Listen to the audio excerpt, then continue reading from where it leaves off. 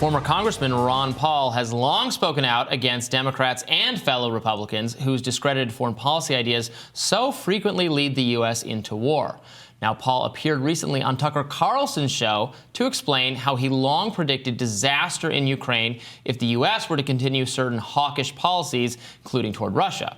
He had specifically unkind words for Victoria Nuland, a long-serving U.S. diplomat who was responsible for America's Europe policy for years. Let's watch. How in 2014 did you see what so many others, including me, did not, that this was a very big deal, what was happening in Ukraine, and that it might end very badly for us? Sometimes the people who are running the operation gives you an idea like Victoria Nuland, Yes. and Jeffrey Pyatt. You think, what are those people doing? But they're such an example of bipartisanship. Yes. They can work with both of them, and they're the worst kind of warmonger. But all you have to do is you don't have to know all the details. I try to be very cautious, especially in economics. Well, I was this, and this, and next month there's going to be such and such happen. In Austrian economics, we're taught that you don't know exactly when things are happening, but you can see things coming. Dr. Paul praised young people who he says are, quote, waking up. But I'm always impressed that there are people awakening. They wake up and they say, this whole thing about audit the Fed, that came out of a speech I gave to the University of Michigan. And that was early in the presidential things.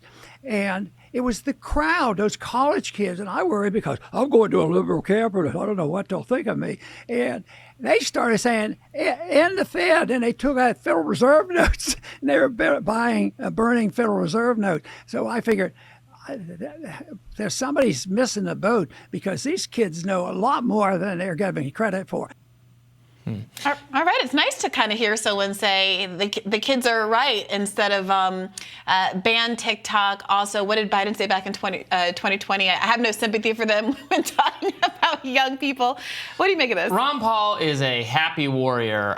The guy has a smile on his face always as he describes really terrible policies that he opposed when he was in Congress forever. This is before Massey was in Congress or his son, Senator Rand Paul in the Senate. He was known as Dr. No. He was always the one no vote on everything that was passing, 500 to 1. But he has long warned, and as a libertarian, he's kind of iconic to my political movement or thinking ideology. He was very important when I was becoming politically aware as a high school student, then a college student in the aughts, and he was coming onto national prominence at the time.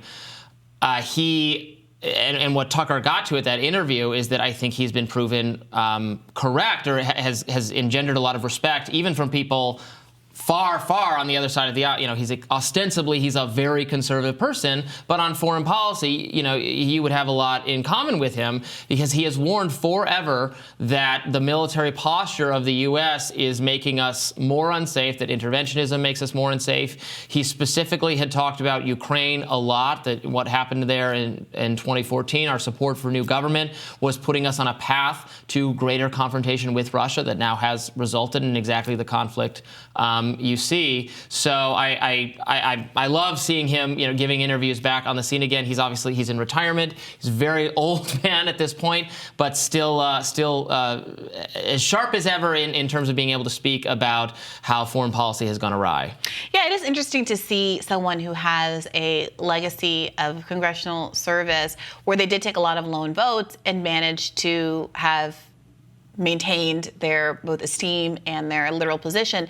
So much of the excuse making that we hear from progressives, frankly, on the left is that they have to play ball, they have to bend the knee and go along with their party and preserve political capital for some unknown date in the future, at which point they can finally do the job that they were elected to Congress to ostensibly do. And there's been a lot of discourse on the left over the last few years of the Biden administration about the role of the rotating villain theory, whereby when there's a hard vote that has to be taken because otherwise the Democrats won't have a majority because the margins were so thin in the House, that they'll just share the burden. Okay, you take the bad vote this time, you take the bad vote the next time, and then none of us have to be on the outs with the party, and the party can still secure whatever it is they want, even though we object to it as a group, which of course is the opposite of what you should be doing, I would argue, if you do have a small margin in the House and your small group of progressives have the power to actually hold up legislation or not. And so to see a person who's kind of an example of how you can take the bad votes always and go against the interests of your caucus and be beloved by it in your own community and withstand challenges and have a kind of historical legacy that looks better over time, it really does beg the question, why don't we see more of that? And the establishment in both parties, what their perception is of quote-unquote unpopular votes is often just so out of step with the American people. It's unpopular in Congress. Right, it's unpopular in Congress. You know, some of his no votes were just like no votes on, you know, giving a medal or an award to some person, where he's like, well, this person deserves a medal or award. Maybe Congress can chip in for it. Why is the American, do the American people got to pay for it? Like, why is it being spent with tax dollars? And then some of those other things. So when he was running in 2008, in the Republican primaries for president, and he's on stage with John McCain and Rudy Giuliani, just thunderously denouncing U.S. Wars in Iraq and Afghanistan, which he voted against. Being accused, Rudy Giuliani essentially accused him of being like a traitor, of being in support of Al-Qaeda because his condemnation of our foreign policy was so strong. And like the framing of that was like, can you believe there's a guy running in the Republican primary who, sounds like he has sympathy for Osama bin Laden or something like that? And now, 15 years later, the Republican Party sounds a lot more like, frankly, even Rudy Giuliani would move in that direction in terms of an America first foreign policy. Now, do they live up to those promises? No. Yeah. But the rhetoric had moved so much closer because the appetite among the base was always nearer, even among, like Ron Paul would always talk about how he had the most support in that race from actually military service people. Like, they did not perceive that he was anti-U.S. troops or something. No, he thought the American government was wasting the lives of U.S. Yeah, there was troops. a similar statistic about Bernie doing better with veterans than others, although he was accused of being in cahoots with Putin or peacenik or whatever it was. I will say, though, I think it's important to note that while the rhetoric may have shifted, the core of the Republican and Democratic parties are exactly where they are. And Ron Paul would agree with that.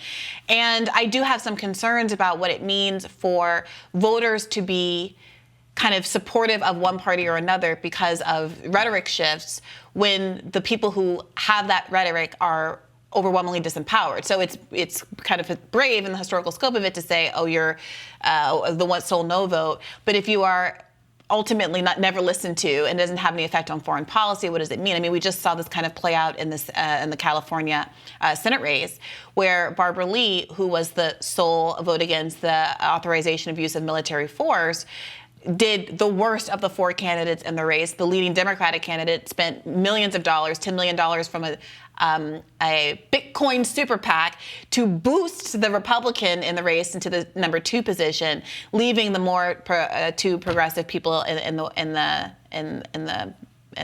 up the rear. In particular, Barbara Lee, who has this amazing record that one might think is of particular note right now, given how much public discontent there is within the Democratic Party about how Biden is handling Israel and Gaza.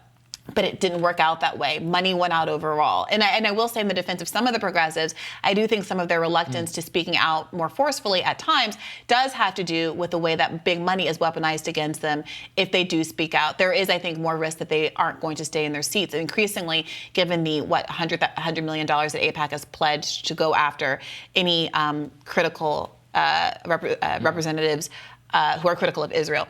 So it's a complicated field, but I do appreciate seeing a media institution that's willing to give some flowers to a countercultural voice. I wish we had the same more frequently on the left. Absolutely. More rising right after this.